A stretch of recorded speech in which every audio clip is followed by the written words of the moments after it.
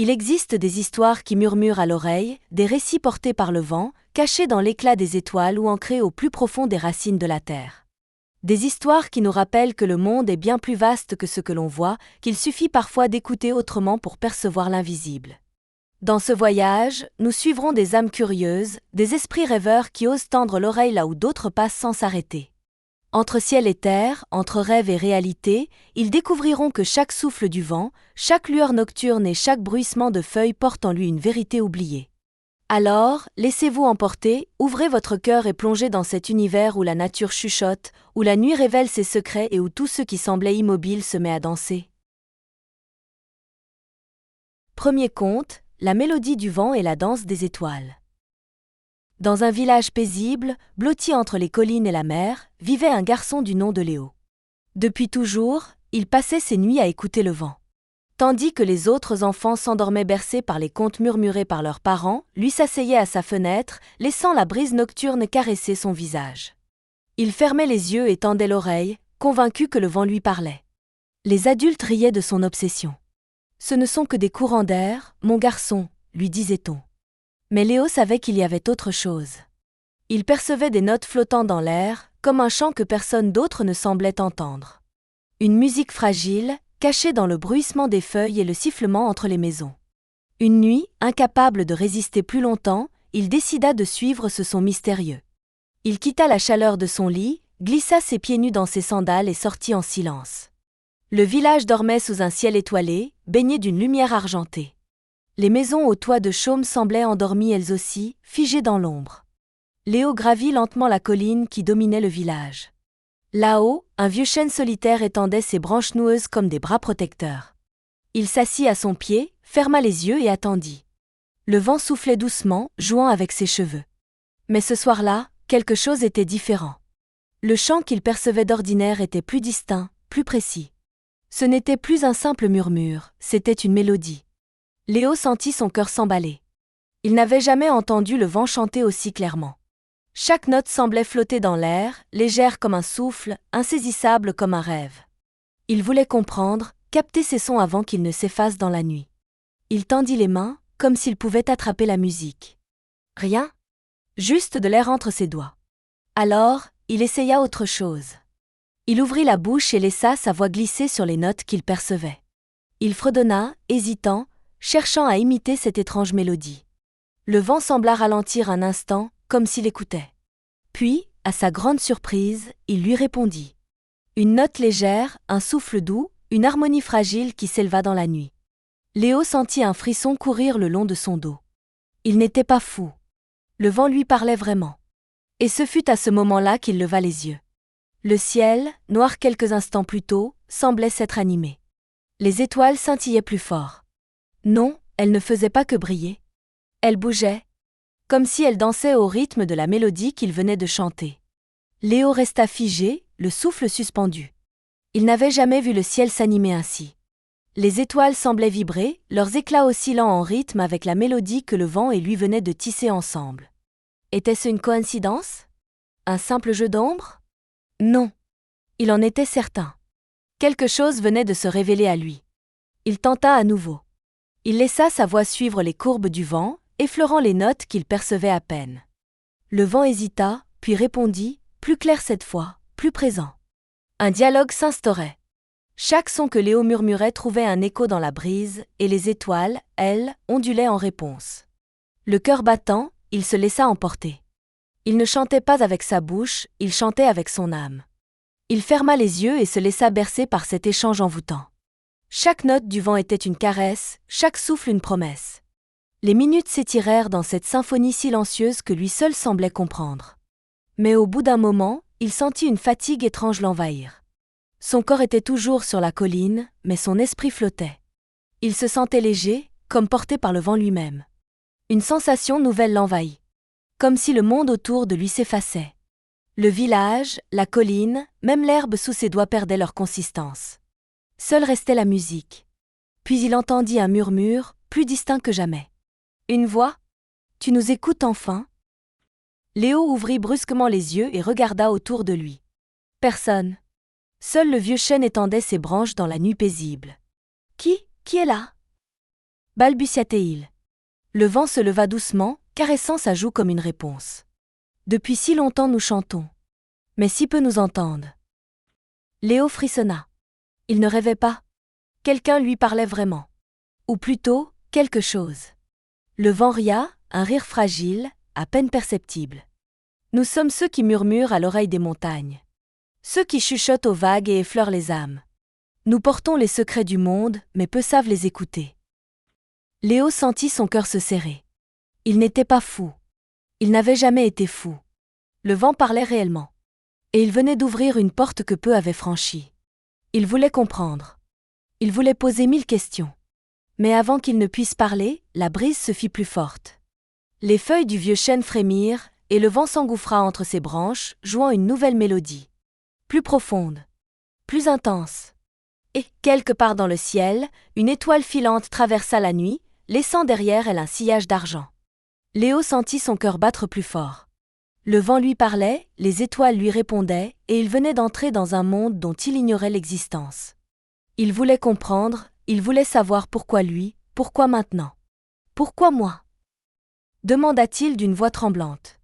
Le vent souffla doucement autour de lui, soulevant des feuilles mortes dans une danse silencieuse. Parce que tu as écouté. Parce que tu as chanté.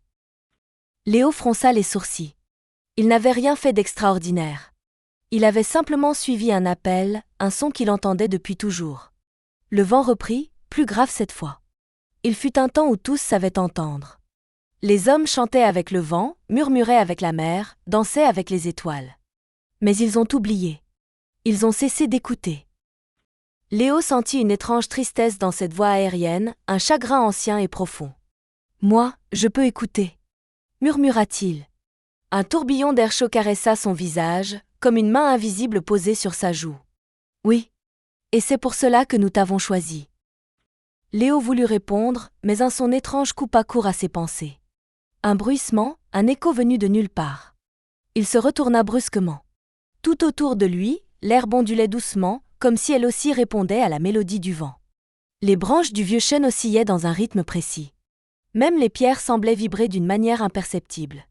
Le monde entier chantait. Un frisson parcourut son échine. « Que dois-je faire » demanda-t-il enfin. Le vent souffla plus fort, et dans ce souffle, il crut entendre une réponse. « Continue. » Alors, il ferma les yeux et se laissa porter. Il chanta. D'abord timidement, puis avec plus d'assurance.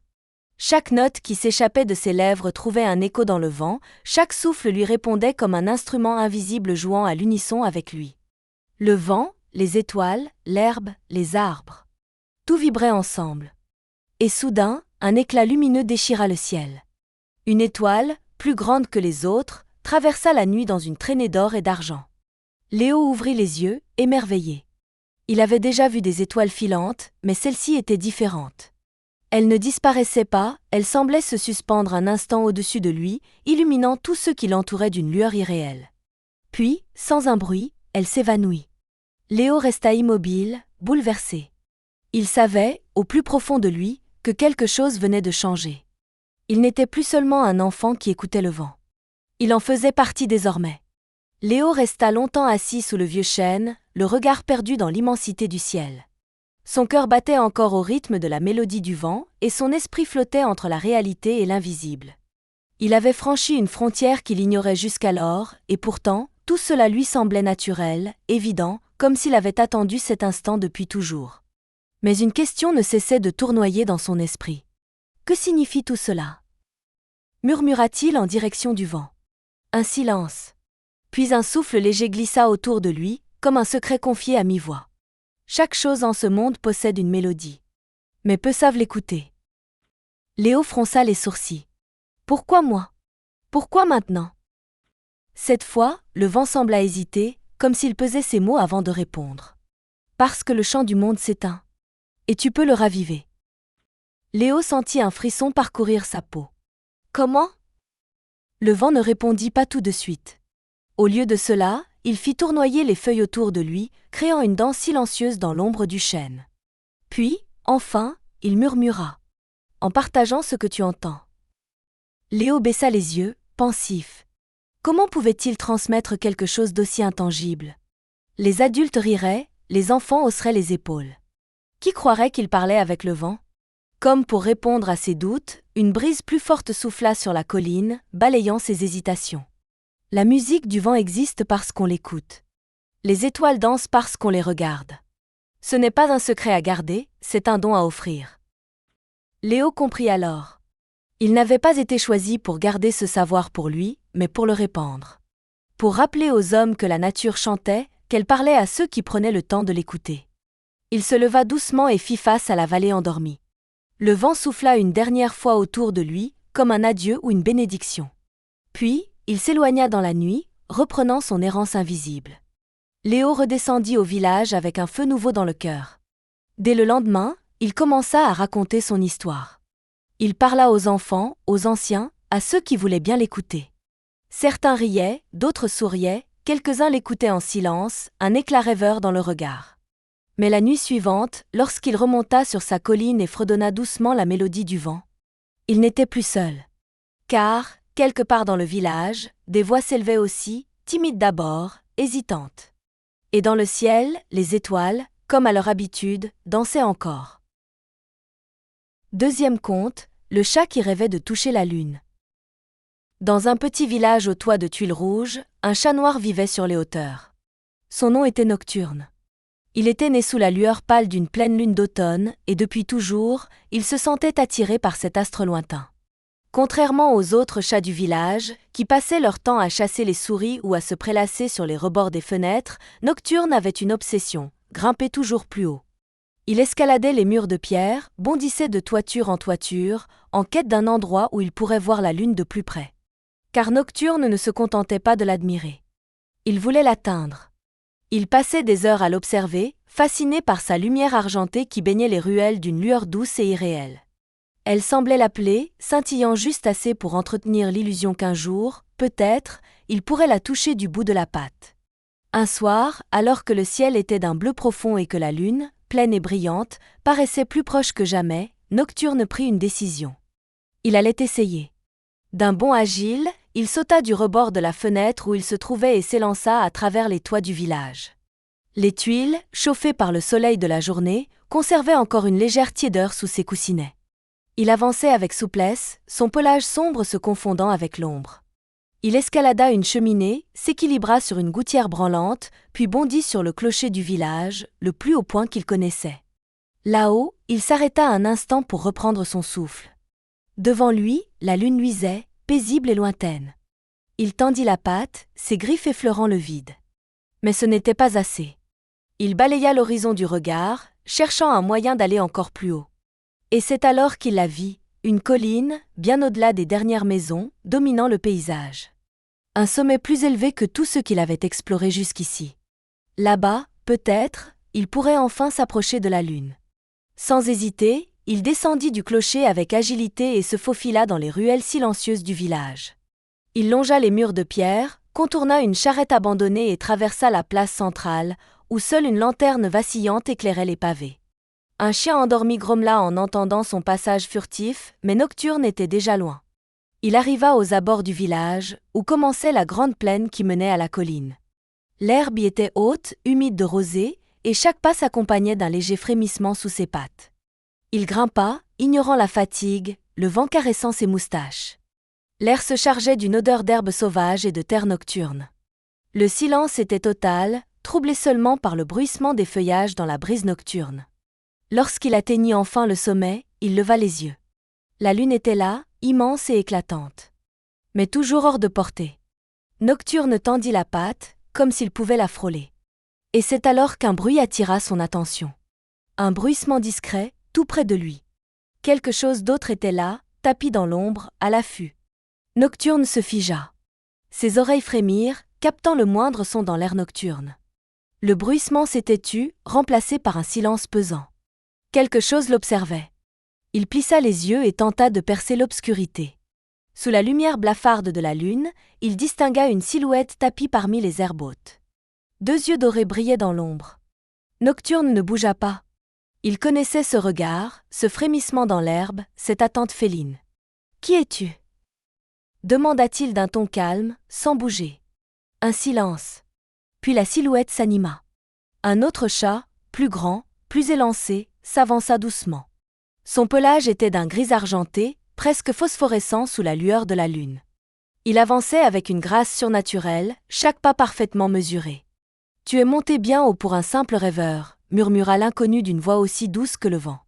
Nocturne redressa légèrement la tête. « Et toi, qui es-tu pour veiller sur cette colline ?» Le chat argenté inclina la tête, amusé. « On m'appelle Mirage. Je suis celui qui garde les frontières entre le rêve et la réalité. » Nocturne sentit un frisson le parcourir. Mirage ? Ce nom résonnait en lui comme une vieille légende. Certains chats du village murmuraient parfois des histoires à propos d'un félin mystérieux qui apparaissait aux rêveurs, à ceux qui osaient regarder plus loin que la terre sous leurs pattes. « Et tu es venu m'empêcher d'atteindre la lune ?» demanda Nocturne, le regard rivé sur lui. Mirage sourit, un sourire à peine perceptible.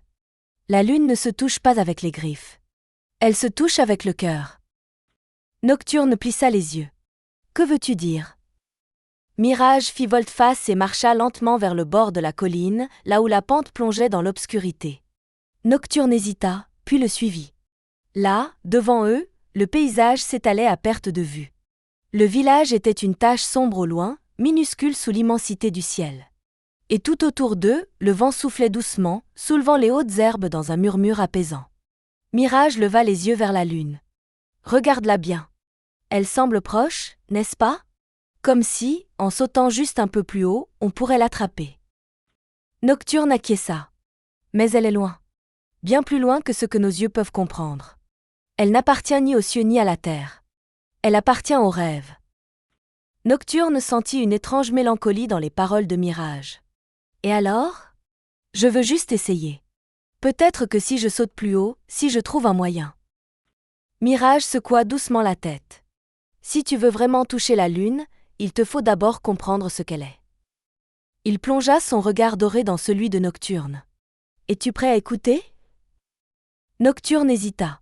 Une partie de lui voulait bondir, s'élancer dans le vide et essayer encore et encore. Mais une autre, plus profonde, plus ancienne, savait que ce chat mystérieux ne parlait pas en vain. Alors, il s'assit et répondit simplement. « J'écoute. » Nocturne resta immobile, ses yeux dorés fixés sur ceux de Mirage. Il savait que ce chat n'était pas ordinaire. Sa présence dégageait une sérénité étrange, comme s'il appartenait à un autre monde, un espace entre le rêve et la réalité. Mirage s'assit face à lui, la queue enroulée autour de ses pattes. « La lune » commença-t-il, en levant le regard vers l'astre suspendu dans le ciel. « Elle n'a jamais été aussi loin qu'on le croit. Mais elle ne se laisse pas approcher par ceux qui veulent seulement la posséder. » Nocturne plissa les yeux. « Je ne veux pas la posséder. Je veux juste la toucher. » Mirage eut un léger sourire, un éclat amusé traversant ses prunelles argentées. « La toucher ? Et après ? Que feras-tu si, par miracle, tu y parviens ?» Nocturne ouvrit la bouche, mais aucun son n'en sortit. Il n'y avait jamais réfléchi. Son désir d'atteindre la lune était né d'une certitude profonde, mais il ne s'était jamais demandé pourquoi. Il détourna le regard vers l'horizon. Le village paraissait minuscule, écrasé par l'immensité du ciel. Ici, sur cette colline, il se sentait libre, mais aussi vulnérable face à l'infini. « Je ne sais pas » avoua-t-il enfin. Mirage inclina la tête. Peut-être parce que la lune n'est pas faite pour être touchée. Peut-être que sa lumière existe pour nous guider, pas pour être capturée. Nocturne sentit une pointe de frustration monter en lui. Mais alors pourquoi brille-t-elle aussi fort ? Pourquoi semble-t-elle si proche certaines nuits, comme si elle nous appelait ? Mirage se leva et fit quelques pas dans l'herbe, ses mouvements aussi fluides que ceux du vent. Parce qu'elle est un rêve. Et les rêves doivent rester hors d'atteinte pour continuer d'exister. Nocturne resta silencieux. Il avait passé tant de nuits à la poursuivre, tant d'heures à grimper, à sauter, à croire que s'il allait plus haut, il finirait par l'effleurer. Mais si tout cela n'avait jamais été une question de distance ? Mirage sembla lire dans ses pensées. Peut-être que la véritable question n'est pas comment atteindre la lune, mais pourquoi tu ressens ce besoin. Le chat noir le regarda sans un mot. « As-tu déjà demandé à la lune ce qu'elle voulait, elle ?» Nocturne tressaillit. « Comment pourrais-je ?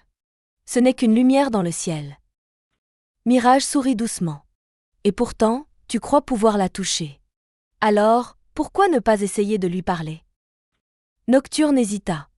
L'idée lui semblait absurde, mais après tout, il avait toujours suivi son instinct.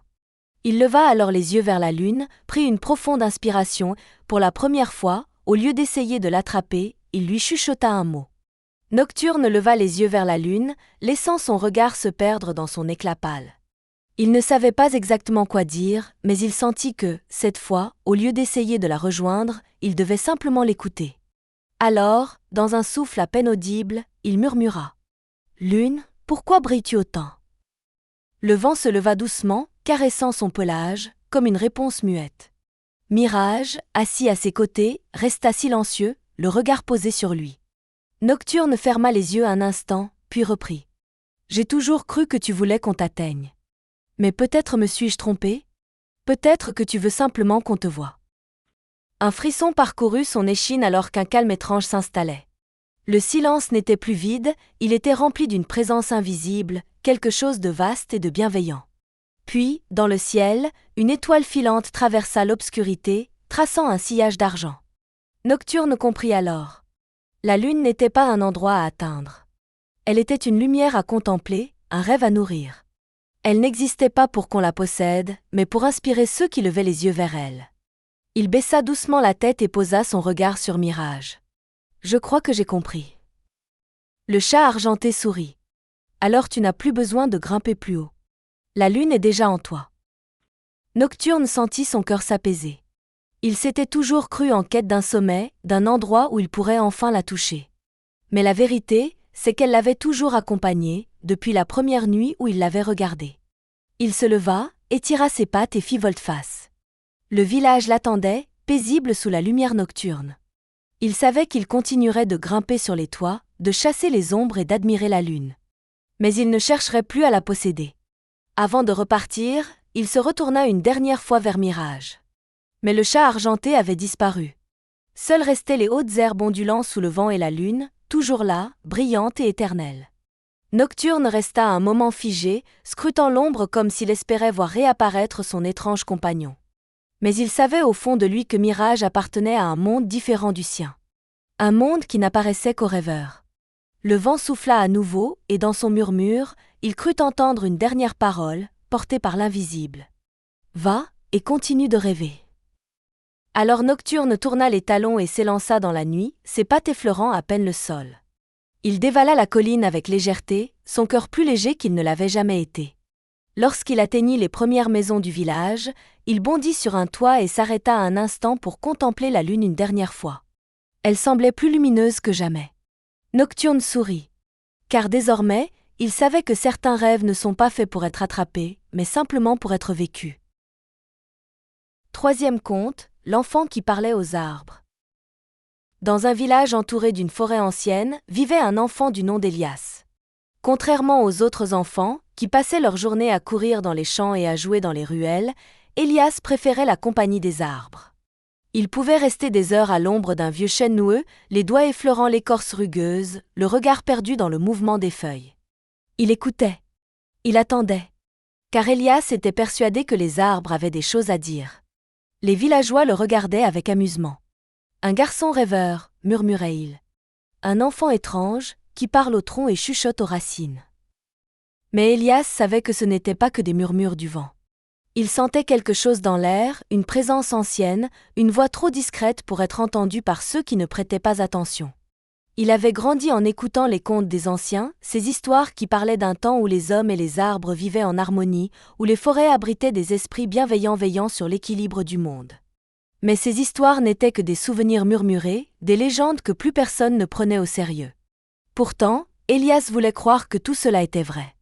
Un jour, alors qu'il marchait seul dans la forêt, il s'enfonça plus loin qu'il ne l'avait jamais fait. Il suivait un sentier couvert de mousse, où le soleil ne perçait qu'en filaments dorés à travers les feuillages denses. L'air était plus frais, chargé de parfums humides de terre et de bois anciens. Il avançait en silence, attentif au moindre bruissement. Les oiseaux semblaient s'être tus, et seul le craquement lointain d'une branche rompue troublait la tranquillité de la forêt. Chaque pas était un murmure sur le tapis de feuilles mortes. Puis, il arriva dans une clairière. Au centre se dressait un arbre gigantesque.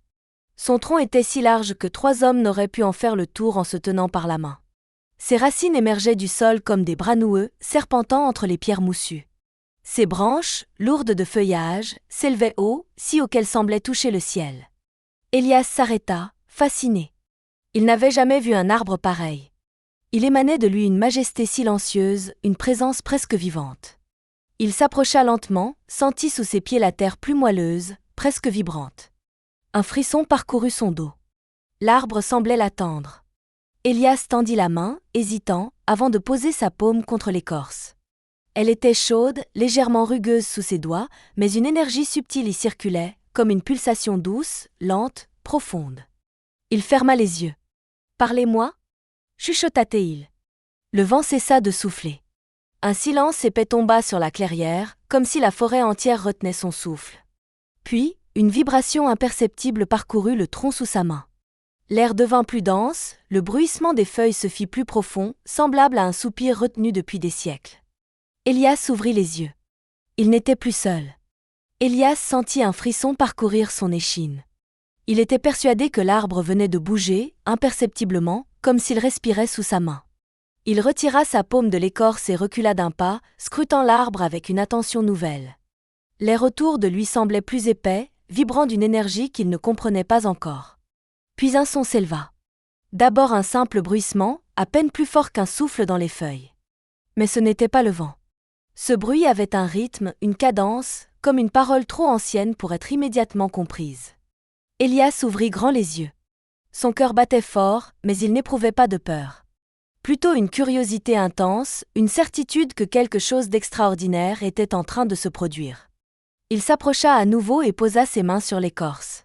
Cette fois, il ne recula pas. « Qui es-tu » demanda-t-il d'une voix hésitante. Le silence qui suivit fut si profond qu'il lui sembla entendre la terre respirer. Puis, lentement, le murmure reprit. Ce n'étaient pas des mots, pas vraiment. C'était une voix qui semblait venir d'un autre temps, une voix enracinée dans la terre, fluide comme la sève montant dans les branches. Elias sentit sous ses doigts une pulsation, lente et profonde, comme un battement de cœur immobile. Il ne comprenait pas encore. Mais quelque chose en lui savait qu'il devait écouter autrement. Alors, il ferma les yeux et laissa son esprit s'abandonner à cette présence. Et soudain, une image s'imposa à lui. Un champ immense, sans fin, où des arbres gigantesques s'élevaient comme des piliers de lumière. Un ciel en perpétuel mouvement, où défilaient des saisons entières en quelques battements de paupières. Il vit les bourgeons éclore et devenir feuillage, puis se faner et tomber, emportés par un vent invisible. Dans ce monde hors du temps, il sentit la forêt respirer. Chaque racine était un fil invisible qui reliait les arbres entre eux. Chaque feuille portait en elle une histoire ancienne, un murmure secret. Il entendit une multitude de voix, entrelacées, comme un chant venu du plus profond de la terre. Elias n'était plus seulement un enfant dans une clairière. Il flottait entre les branches, glissant entre les racines, transporté par une force qui le dépassait. Puis, aussi soudainement que cela avait commencé, tout s'arrêta. Elias rouvrit les yeux, haletant. L'arbre était toujours là, majestueux, impassible. Pourtant, quelque chose avait changé. Il savait maintenant qu'il n'avait pas rêvé. L'arbre lui avait parlé. Elias resta figé, sa main toujours posée sur l'écorce rugueuse. Son souffle était court, son cœur battait à tout rompre. Il venait d'entendre, non, de ressentir quelque chose d'inexplicable. L'arbre lui avait parlé, mais pas avec des mots. Il lui avait montré un autre monde, une réalité ancienne et vivante, où les arbres chuchotaient entre eux, porteurs de mémoires oubliées. Elias ferma à nouveau les yeux, espérant retrouver cette connexion, mais cette fois, rien ne se produisit. L'arbre était silencieux. Il recula d'un pas et observa le tronc imposant, cherchant un signe, un mouvement, une preuve que ce qu'il avait vécu n'était pas un simple rêve. Un vent léger s'éleva dans la clairière, faisant danser les hautes herbes. Un instant, Elias crut entendre un murmure, un dernier écho du chant des racines. Il déglutit. « Que veux-tu me dire » souffla-t-il. L'air vibra autour de lui, mais aucune réponse ne vint. Déçu, mais plus fasciné que jamais, il s'assit au pied de l'arbre. Il ne voulait pas partir. Il voulait comprendre. Alors, il resta là, à écouter la respiration de la forêt, à observer le mouvement des branches, à ressentir la chaleur du sol sous ses doigts. Les minutes passèrent. Puis les heures. Elias sentit son corps se détendre, comme si la forêt l'accueillait enfin. Il ferma les yeux et inspira profondément. Une odeur de terre humide et de mousse fraîche emplit ses poumons. Lentement, il comprit quelque chose. L'arbre ne parlerait pas de nouveau tant qu'il n'aurait pas appris à l'écouter autrement. Il posa ses paumes sur la terre, ferma les yeux et laissa son esprit vagabonder. Et peu à peu, une autre forme de langage lui apparut. Ce n'étaient pas des mots, mais des sensations. Le frémissement des feuilles au-dessus de lui murmurait l'histoire du vent, la chaleur du sol sous ses mains lui parlait du soleil et de la pluie qui avait nourri la forêt, la texture de l'écorce sous ses doigts portait la mémoire des saisons passées. Chaque élément de la nature était un livre ouvert, chaque détail racontait une histoire ancienne. Il entendit le bruissement d'un ruisseau non loin, comme une voix cristalline ajoutant son chant à la symphonie de la forêt. Le bourdonnement d'un insecte passa près de son oreille, et Elias sentit qu'il faisait partie de ce grand équilibre, un fil minuscule dans une tapisserie infinie. Les arbres, les pierres, l'eau, tout était lié. Tout parlait, d'une façon invisible mais bien réelle. Il n'avait pas besoin d'entendre des mots pour comprendre. Il rouvrit les yeux, un sourire sur les lèvres. L'arbre était toujours là, immobile, imposant. Mais à présent, Elias savait qu'il n'était pas seul. Et pour la première fois, il se sentit véritablement à sa place. Elias resta assis au pied de l'arbre, le dos appuyé contre son tronc imposant. Il sentait le bois solide derrière lui, un rempart immuable qui avait traversé les âges. Le silence de la forêt n'avait plus rien d'inquiétant. Au contraire, il l'enveloppait comme une étreinte bienveillante. Il venait de comprendre quelque chose d'essentiel. L'arbre lui avait parlé, mais pas comme les hommes le feraient. Il n'avait pas utilisé de mots, mais des sensations, des souvenirs portés par le vent, par la terre, par la pulsation de la vie elle-même. C'était un langage ancien, plus profond que tout ce qu'Elias avait connu. Il se rendait compte que, depuis toujours, il avait cherché à entendre les arbres avec ses oreilles, alors qu'il aurait dû les écouter avec son cœur. Il ferma les yeux et inspira profondément. À travers sa peau, il sentait le sol respirer. Chaque racine, chaque brin d'herbe vibrait d'une énergie que, jusqu'à présent, il n'avait jamais remarquée. Il perçut le frisson du vent glissant entre les branches, le bruissement des fougères caressées par l'air, la lente montée de la sève dans les troncs millénaires. C'était comme si la forêt tout entière lui confiait un secret. Il posa une main sur l'écorce, non plus pour chercher une réponse, mais simplement pour remercier. « Je t'écoute », murmura-t-il. L'instant d'après, une brise légère traversa la clairière, soulevant quelques feuilles sèches dans une danse silencieuse. Elias sourit. Ce n'était pas une réponse, et pourtant, il comprit que c'en était une. Il se leva lentement et observa la forêt qui s'étendait devant lui. Rien n'avait changé, et pourtant, tout lui semblait différent. Il n'était plus un simple enfant errant dans les bois. Il était devenu un témoin, un gardien d'un savoir ancien que peu prenait le temps d'entendre. Alors, il fit quelque chose qu'il n'avait jamais fait auparavant. Il se mit à marcher pieds nus sur la terre, laissant la chaleur du sol s'imprégner en lui, ressentant la texture douce de la mousse et la caresse fraîche des racines sous ses pieds. Il marchait lentement, les sens en éveil, chaque pas résonnant dans son corps comme une note dans une mélodie secrète. Chaque arbre semblait le saluer à sa manière, un bruissement plus marqué, une feuille qui tombait juste devant lui, une branche qui s'étirait légèrement comme pour l'inviter à s'arrêter. Il s'arrêta un instant près d'un jeune chêne aux feuilles dorées par la lumière du couchant. Il posa une main sur son tronc et sourit. « Merci », murmura-t-il. Il ne savait pas encore où ce chemin allait le mener, mais il savait une chose, il continuerait d'écouter. Un jour, il raconterait ce qu'il avait appris. Mais pour l'instant, il se contenta de marcher, de se fondre dans la nature, de laisser les histoires de la terre résonner en lui. Et quelque part, dans le vent, un souffle presque imperceptible murmurait encore son nom. Certaines histoires ne s'achèvent pas vraiment. Elles résonnent encore, portées par le vent, gravées dans l'éclat de la lune ou chuchotées par les arbres à ceux qui savent écouter.